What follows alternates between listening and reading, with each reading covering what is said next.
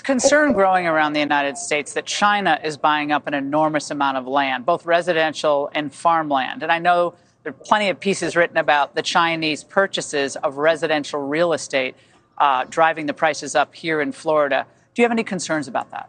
Well, I don't think they should be able to do it. I think the problem is these companies have ties to the CCP, and it's not always apparent on the face of whatever a company is doing. But I think it's a huge problem, the influence that they have. Now, what we have done in Florida, I've signed legislation to crack down on undue influence from rogue states, including the CCP. So, for example, we ban Confucius institutes in the state of Florida. They try to go in higher education, and they try to spread the propaganda. So we've taken good steps. We're also probably going to do legislation next legislative session about our pension investments with things that may be linked to the CCP. We don't necessarily have a lot of it, but we want to make sure that we're cutting ties so that we're not funding our number one adversary. Does that also apply to the Chinese students here in the United States? Mike Pompeo has spoken extensively about the 360,000 Chinese students who are in our universities, both undergraduate and graduate. Do you have a problem with that?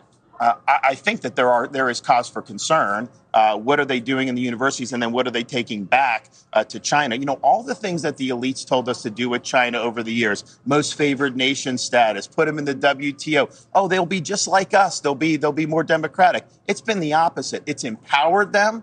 But then they become more autocratic, and they're now flexing their muscle more than they ever have in our lifetimes. I forgot to mention in my list